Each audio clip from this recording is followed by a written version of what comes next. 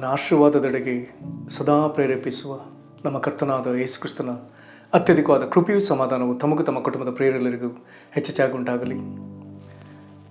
ಹೃದಯಂಗಮ ಮಾತೆನ್ನುವ ಈ ಮುಂಜಾನೆ ವಾಕ್ಯದ ಅಂತ ಸರಣಿಯಲ್ಲಿ ಈ ತಿಂಗಳು ನಾವು ದೇವರ ಇಸ್ರಾಯೇಲರು ಅಥವಾ ಒಡಂಬಡಿಕೆ ಜನರು ಎಂಬ ಶೀರ್ಷಿಕೆಯಲ್ಲಿ ಧ್ಯಾನಿಸುತ್ತಿರುವಲ್ಲಿ ಈ ದಿನ ನಾವು ಅವರ ಆಶೀರ್ವಾದದಲ್ಲೇ ನಿಲ್ಲುವುದಕ್ಕೂ ಆಶೀರ್ವಾದನ ಪಡೆದುಕೊಳ್ಳುವುದಕ್ಕೂ ಬೇಕಾದ ವಚನವನ್ನು ಧ್ಯಾನಿಸುವಂತೆ ಧರ್ಮೋಪದೇಶ ಕಂಡ 6ನೇ ಅಧ್ಯಾಯ 3-5 ವಚನಗಳನ್ನ ಓದಿಕೊಳ್ಳೋಣ. ಧರ್ಮೋಪದೇಶ ಕಂಡ 6:3-5. ಆದುದರಿಂದ ಇಸ್ರಾಯೇಲರೇ, ನಿಮ್ಮ ಪಿತೃಗಳ ದೇವರಾದ ಯೆಹೋವನು ವಾಗ್ದಾನ ಮಾಡಿದ ಪ್ರಕಾರ ಹಾಲು ಜೇನು ಹರಿಯುವ ಆ ದೇಶದಲ್ಲಿ ನಿಮಗೆ ಶುಭ ಉಂಟಾಗುವುದಕ್ಕೂ ನೀವು ಬಹಳವಾಗಿ ಹೆಚ್ಚುವುದಕ್ಕೂ ಈ ಆಜ್ಞೆಗಳನ್ನು ಲಕ್ಷ್ಯವಿಟ್ಟು ಕೇಳಿ ಅನುಸರಿಸಲೇಬೇಕು. ಇಸ್ರಾಯೇಲರೇ, ಕೇಳಿರಿ, ನಮ್ಮ ದೇವರಾದ ಯೆಹೋವನು ಒಬ್ಬನೇ ದೇವರು. ನೀವು ನಿಮ್ಮ ದೇವರಾದ ಯೆಹೋವನನ್ನು ಪೂರ್ಣ ಹೃದಯದಿಂದಲೂ ಪೂರ್ಣ ಪ್ರಾಣದಿಂದಲೂ ಪೂರ್ಣ ಶಕ್ತಿಯಿಂದಲೂ ಪ್ರೀತಿಸಬೇಕು. ದೇವರು ತನ್ನ ಆತ್ಮನ ಮೂಲಕ ನಮಗೆ ವಾಕ್ಯವನ್ನು ಬೋಧಿಸಲಿ. ಕರ್ತನ ಪ್ರೀತಿಗಳ ದೇವಜನರೇ, ದೇವರು ನಮ್ಮನ್ನು ಆಶೀರ್ವಾದದ ಕಡೆಗೆ ಬರುವುದಕ್ಕಾಗಿಯೇ ಆತನು ಸದಾ ಪ್ರೇರೇಪಿಸುತ್ತಿದ್ದಾನೆ. ಆದಿಕಾಂಡವನ್ನು ಓದುವುದಕ್ಕೆ ಆರಂಭಿಸುತ್ತಿದ್ದ ಹಾಗೆ ವೇದನೆಯ ಸಂಗತಿ, ಆದಾಮ ತಪ್ಪು ಮಾಡಿದಾಗ ಅನೇಕ ವಿಧದ ಶಾಪ, ಸರ್ಪದ ಮೇಲೆ ಶಾಪ, ಆ ಸ್ತ್ರೀಯ ಮೇಲೆ ಶಾಪ, ಆದಾಮನ ಮೇಲೆ ಶಾಪ. 3ನೇ ಅಧ್ಯಾಯ ಅಲ್ಲಿಂದ 4ನೇ ಅಧ್ಯಾಯಕ್ಕೆ ಬರುವಾಗ ಕಾಯಿನನು ಅಣ್ಣನು ತನ್ನ ತಮ್ಮನಾದ ಹೇಬೆಲನನ್ನು ಕೊಲ್ತಾನೆ. ಆಗ ಅವನ ಮೇಲೆ 7ರಷ್ಟು ಶಾಪ. ಅದರ ನಂತರ ಲೆಮೆಕನು ಅವನು ಸಹ ಯಾರನ್ನು ಕೊಲ್ತಾನೆ. ಅವನು 70ರಷ್ಟು ಶಾಪ ಎಂಬುದಾಗಿ ಹೇಳ್ತಾನೆ. ಹಾಗಾದರೆ ಭೂಮಿಯ ಮೇಲೆ ಶಾಪದ ತೀವ್ರತೆ ಹೆಚ್ಚುತ್ತಾ ಬರುವುದನ್ನು ದೇವರು ನೋಡುವಾಗ ಆತನಲ್ಲಿ ಎಷ್ಟೋ ವೇದನೆ. ಈಗ ಆತನಿಗೆ ಮನುಷ್ಯರು ಆಶೀರ್ವಾದದ ಕಡೆಗೆ ಬರಬೇಕೆಂಬುದೇ ಆತನ ಹೃದಯದಲ್ಲಿ ಇರುವಂಥ ಒಂದು ದೊಡ್ಡ ತವಕ. ಹಾಗಾಗಿ ಆತನು ಆಶೀರ್ವಾದದ ಅನೇಕ ಮಾತುಗಳನ್ನು, ಆಶೀರ್ವಾದ ಪಡೆದುಕೊಳ್ಳುವಂತೆ ಅವರು ನಡ್ಕೊಳ್ಳಬೇಕಾದ ರೀತಿಗಳು, ನಿಯಮಗಳು, ಅದಕ್ಕೆ ವಿಧೇಯರಾಗುವಾಗ ಉಂಟಾಗುವ ಆಶೀರ್ವಾದ, ಒಂದು ವೇಳೆ ಅವಿಧೇಯರಾಗುವಾಗ ಅವರು ಕಳ್ಕೊಳ್ಳುವಂಥ ಆಶೀರ್ವಾದ ಅಥವಾ ಶಾಪದ ಬದುಕು, ಇವುಗಳನ್ನ ಹೇಳುತ್ತಾ ಎಚ್ಚರಿಸ್ತಾ ಆತನು ಬರ್ತಾನೆ. ಇಲ್ಲಿ ಬೈಬಲ್ನಲ್ಲಿ ಒಂದು ವಿಶೇಷವಾದ ಮಾತು ದೇವರ ಕುರಿತಾಗಿ. ಇಲ್ಲಿ ಇಲ್ಲಿ ಇಸ್ರಾಯೇಲರಿಗೆ ನಿರ್ದಿಷ್ಟವಾಗಿ ಆತನು ಹೇಳ್ತಾನೆ, ಇಸ್ರಾಯೇಲರೇ ಕೇಳ್ರಿ. ಅವರು ತಿಳ್ಕೊಳ್ಬೇಕಾದದ್ದೇನೆಂದರೆ ನಮ್ಮ ದೇವರಾದ ಯೆಹೋವನು ಒಬ್ಬನೇ ದೇವರು. ಈಗ ಅದಕ್ಕಾಗಿ ಏನು ಮಾಡಬೇಕು? ನೀವು ನಿಮ್ಮ ದೇವರಾದ ಯೆಹೋವನನ್ನು ಪೂರ್ಣ ಹೃದಯದಿಂದಲೂ ಪೂರ್ಣ ಪ್ರಾಣದಿಂದಲೂ ಪೂರ್ಣ ಶಕ್ತಿಯಿಂದಲೂ ಪ್ರೀತಿಸಬೇಕಂದ್ರೆ ಆತ್ಮ ಪ್ರಾಣ ಶರೀರ ಸಹಿತವಾಗಿ ದೇವರನ್ನು ಪ್ರೀತಿಸೋದಕ್ಕಾಗಿ ಕರೆ ಕೊಡ್ತಿದ್ದಾನೆ. ಈತನೊಬ್ಬನೇ ದೇವರು ಎಂಬುದಾಗಿ ಪದೇ ಪದೇ ಖಚಿತಪಡಿಸ್ತಿದ್ದಾನೆ. ಇದು ಒಂದು ಬಹಳ ಪ್ರಾಮುಖ್ಯವಾದ ವಚನ. ಇಲ್ಲಿ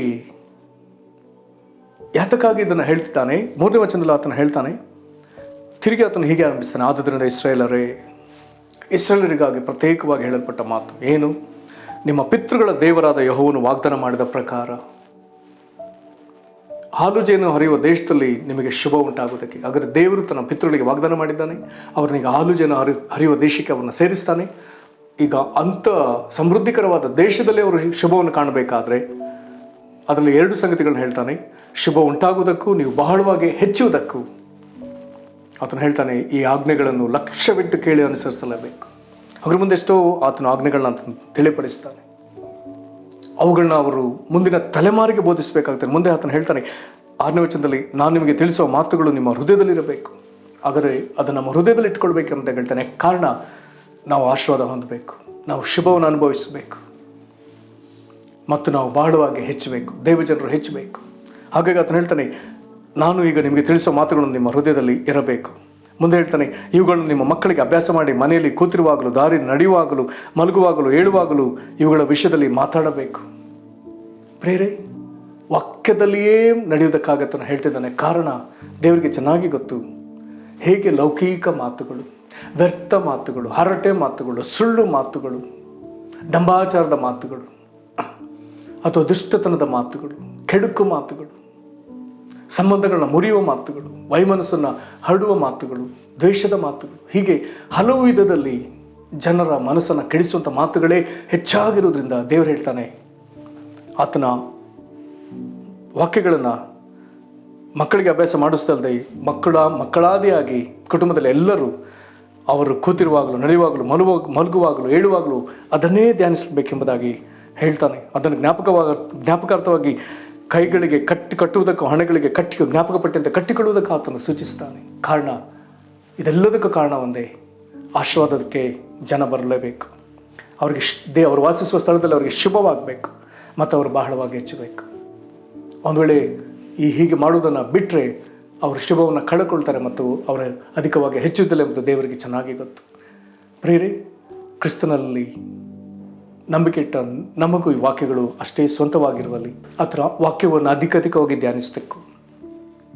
ಮೊದಲನೇ ಕೀರ್ತನೆ ಹೇಳ್ತದೆ, ಹಗಲು ರಾತ್ರಿ ಧ್ಯಾನಿಸುವಂಥ ಕೃಪೆ ನಮ್ಮಲ್ಲಿ ಅನೇಕರು ಅದನ್ನು ರೂಢಿಯಾಗಿ ಇಟ್ಟುಕೊಂಡದನ್ನು ಬಿಟ್ಟಿದ್ದೇವೆ, ಅಥವಾ ಅನೇಕರು ಅದನ್ನು ರೂಢಿಸಿಕೊಳ್ಳಲೇ ಇಲ್ಲ, ಅಥವಾ ಅನೇಕರಿಗೆ ಇದನ್ನು ಹೀಗೆ ಮಾಡಬೇಕೆಂಬುದು ಗೊತ್ತಿಲ್ಲ. ಹಾಗಾದರೆ ನಾವು ದೇವರ ವಾಕ್ಯವನ್ನು ಹೆಚ್ಚೆಚ್ಚಾಗಿ ಓದುವುದು ಮಾತ್ರ ಅಲ್ಲ, ಅದನ್ನು ಮನನ ಮಾಡಿ, ಅದನ್ನು ಧ್ಯಾನಿಸ್ತಲೂ, ಅದನ್ನು ಅರಿಕೆ ಮಾಡ್ತಲೂ, ಅನೇಕ ಹೋರಾಟಗಳಿಗೆ ನಾವು ಅದನ್ನು ಅಸ್ತ್ರವಾಗಿ ಬಳಸ್ತಲೂ, ನಮ್ಮ ಬಾಯಿಂದ ಉಚ್ಚರಿಸ್ತಲೂ ನಾವು ಆತ್ಮದಲ್ಲಿ ಬಲಗೊಳ್ಳೋಣ. ದೇವರ ವಾಕ್ಯ ನಮಗೆ ನಮ್ಮ ಆತ್ಮಕ್ಕೆ ಎಷ್ಟೋ ಬಲ, ಅದು ನಮ್ಮ ಆತ್ಮಕ್ಕೆ ಆಹಾರವಿದ್ದ ಹಾಗೆ.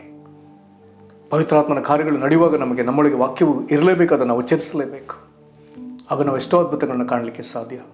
ನಮ್ಮನ್ನು ಒಪ್ಪಿಸಿಕೊಳ್ಳೋಣ, ಪ್ರಾರ್ಥನೆ ಮಾಡೋಣ.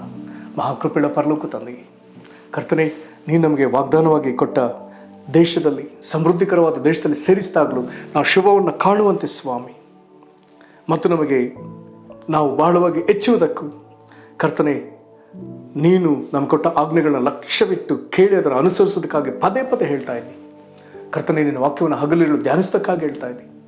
ಈ ವಾಕ್ಯಗಳು ನಮ್ಮ ಹೃದಯದಲ್ಲಿಟ್ಟುಕೊಳ್ಳುವುದಕ್ಕಾಗಿ ಹೇಳ್ತಾ ಇದ್ದೀನಿ. ಈ ವಾಕ್ಯಗಳನ್ನು ನಮ್ಮ ಮುಂದಿನ ಸಂತತಿಗೆ, ಪೀಳಿಗೆಗೆ ಅದನ್ನು ಕಲಿಸಿಕೊಡಬೇಕು. ಅವರು ಅದನ್ನು ಹೇಳುವಾಗಲೂ, ಮಲಗುವಾಗಲೂ, ಕರ್ತನೆ ದಾರಿಯಲ್ಲಿ ನಡೆಯುವಾಗಲೂ, ಕೂತಿರುವಾಗಲೂ ಅದನ್ನು ಧ್ಯಾನಿಸೋದಕ್ಕಾಗಿ ನೀನು ಹೇಳ್ತೀವಿ ಸ್ವಾಮಿ. ಅದನ್ನು ಜ್ಞಾಪಕಾರ್ಥವಾಗಿ ಕೈಗೆ ಕಟ್ಟಿಕೊಳ್ಳುವುದಕ್ಕೂ ಮತ್ತು ಜ್ಞಾಪಕ ಪಟ್ಟಿಯಿಂದ ಹಣೆಗೆ ಕಟ್ಟಿಕೊಳ್ಳುವುದಕ್ಕಾಗರೆ ವಾಕ್ಯದಲ್ಲೇ ನಾವು ತಲ್ಲೀನರಾಗಿರುವುದಕ್ಕಾಗಿ ಹೇಳ್ತದೆ. ಇದೆಲ್ಲದಕ್ಕೂ ಕಾರಣ ಒಂದೇ, ನಾವು ನಿನ್ನಿಂದ ಬರುವಂಥ ಶುಭವನ್ನು, ಆಶೀರ್ವಾದವನ್ನು ಕಂಡು ನಾವು ಅಭಿವೃದ್ಧಿಯಾಗಿ ಹೆಚ್ಚಬೇಕು. ಕರ್ತನೆ, ಹೌದಪ್ಪ, ನಮಗೆ ಅಭಿವೃದ್ಧಿ ಆಗುವಂಥ, ಶುಭವನ್ನು ಹೊಂದುವಂಥ ಸೂಚನೆ ತಿಳಿಸ್ತಾ ಇದ್ದಿ. ಅದನ್ನು ನಾವು ಪಡ್ಕೊಳ್ಳಿಕ್ಕಾಗುತ್ತೆ. ನಿನ್ನ ವಾಕ್ಯದ ಕಡೆಗೆ ಅಧಿಕ ಗಮನ ಕೊಡೋದಕ್ಕೆ ಕೃಪೆ ಕೊಡು. ನಿನ್ನ ವಾಕ್ಯದಿಂದ ನಮ್ಮನ್ನು ದೂರ ತಳ್ಳುವಂಥ ಎಲ್ಲ ಸಂಗತಿಗಳಿಂದ ನಮ್ಮನ್ನು ಜೋಪಾನ ಮಾಡು ಸ್ವಾಮಿ. ನಿನಗೆ ಮಹಿಮೆ ಆಗಲಿ. ನಮ್ಮ ನಿನ್ನ ಕರಗಳಿಗೆ ಒಪ್ಪಿಸಿಕೊಡ್ತಾ ನೀನೇ ಮಹಿಮೆ ಎಂಬುದಾಗಿ ಕರ್ತನಾದ ಯೇಸು ಕ್ರಿಸ್ತನ ಹೆಸರಲ್ಲಿ ಬೇಡಿದ್ದೇವೆ ನಮ್ಮ ತಂದೆಯೇ, ಆಮೇಲೆ. ಕರ್ತನ ನಿಮ್ಮನ್ನು ಆಶೀರ್ವದಿಸಲಿ. ವಂದನೆಗಳು.